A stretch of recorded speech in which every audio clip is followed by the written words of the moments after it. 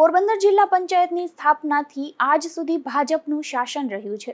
આગામી 26 એપ્રિલે ફરી ચૂંટણી છે, ત્યારે આ વખતે ભાજપ અને કોંગ્રેસ ઉપરાંત આમ આદમી પાર્ટી પણ મેદાને છે। ત્યારે ભાજપ પોતાનો આ ગઢ સાચવી રાખે છે કે કેમ, તે તો મતગણતરી બાદ જ સામે આવશે। જોઈએ આ ખાસ અહેવાલ। ગુજરાતના રાજકારણમાં પોરબંદર હંમેશા કેન્દ્ર સ્થાને રહ્યું છે। તેમાં પણ પોરબંદર જિલ્લા પંચાયતની વાત કરવામાં આવે તો સ્થાપના કાળથી જ અહીં એક પક્ષનું એક હથ્થું શાસન જોવા મળ્યું છે। વર્ષ 1999માં પોરબંદર જિલ્લા પંચાયતની સ્થાપના થઈ ત્યારથી અત્યાર સુધીના અઢી દાયકાના ઇતિહાસમાં અહીં સતત ભારતીય જનતા પાર્ટી શાસન કરી રહી છે। વર્ષ 1999થી અત્યાર સુધીમાં ભાજપના શાસનકાળ દરમિયાન કુલ 11 પ્રમુખોએ જિલ્લા પંચાયતનું સુકાન સંભાળ્યું છે। ભાજપની આ સફરમાં મહિલા નેતૃત્વનું પણ મહત્વનું યોગદાન રહ્યું છે, જેમાં અત્યાર સુધીમાં 3 મહિલા પ્રમુખોએ પણ આ પદ શોભાવ્યું છે અને જિલ્લાના વિકાસ કાર્યોમાં પોતાનું યોગદાન આપ્યું છે। જેમાં રાણીબેન ગજુભાઈ કેશવાલા જિલ્લા પંચાયતના પ્રથમ પ્રમુખ હતા, જેઓએ વર્ષ 1999થી 2000 સુધી સેવા આપી હતી। ત્યારબાદ સાજણબેન કરશનભાઈ ઓડેદરાએ, જેમણે વર્ષ 2005થી 2010 સુધીનો પૂર્ણ 5 વર્ષનો કાર્યકાળ પૂર્ણ કર્યો હતો। ત્યારબાદ મંજુબેન વનરાજભાઈ કારાવદરા, જેઓ વર્ષ 2021થી 2023 સુધી પ્રમુખ રહ્યા હતા।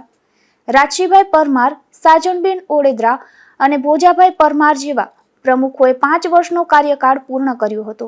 ત્યારબાદ રમેશભાઈ ભનુભાઈ ઓડેદરા અને નિલેશભાઈ મોરીએ પણ તેઓનો અઢી વર્ષનો કાર્યકાળ પૂર્ણ કર્યો હતો અને છેલ્લા 5 વર્ષમાં પ્રથમ અઢી વર્ષ માટે મંજુબેન વનરાજભાઈ કારાવદરા અને ત્યારબાદના અઢી વર્ષ માટે પરબતભાઈ પરમારે પણ પોતાનો કાર્યકાળ પૂર્ણ કર્યો હતો।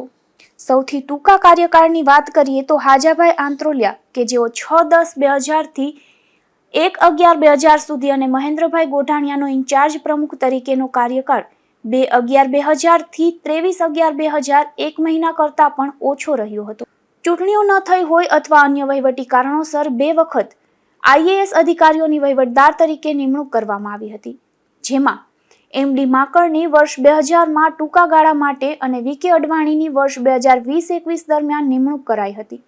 છેલ્લે યોજાયેલી જિલ્લા પંચાયતની ચૂંટણીના પરિણામો પર નજર કરીએ તો ભાજપનો દબદબો સ્પષ્ટપણે જોવા મળે છે। કુલ 18 બેઠકોમાંથી ભાજપે 16 બેઠકો પર ભવ્ય વિજય મેળવીને કોંગ્રેસના સુપડા સાફ કરી દીધા હતા, જ્યારે વિપક્ષ કોંગ્રેસ માત્ર 2 બેઠકો પર જ જીત મેળવવામાં સફળ રહી હતી।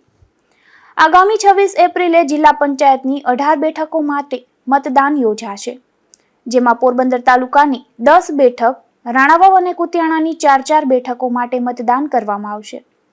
287 મતદાન મથકો પર 1,22,399 પુરુષ અને 1,12,510 સ્ત્રી ઉપરાંત એક અન્ય મળી કુલ 2,34,910 મતદારો મતદાન કરશે। પરંતુ આગામી ચૂંટણીનો જંગ આ વખતે અલગ હશે તેવું જણાઈ રહ્યું છે। અત્યાર સુધી માત્ર ભાજપ અને કોંગ્રેસ વચ્ચે જ સીધો મુકાબલો થતો હતો, પરંતુ આ વખતે મેદાનમાં આમ આદમી પાર્ટીએ પણ ઝંપલાવ્યું છે। આપની એન્ટ્રીથી હવે આ જંગ ત્રિપાખીયો બનશે।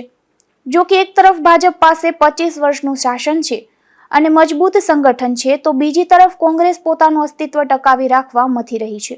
આ બધાની વચ્ચે આમ આદમી પાર્ટી પરિવર્તનના નામે મતો અંકે કરવા પ્રયાસ કરશે।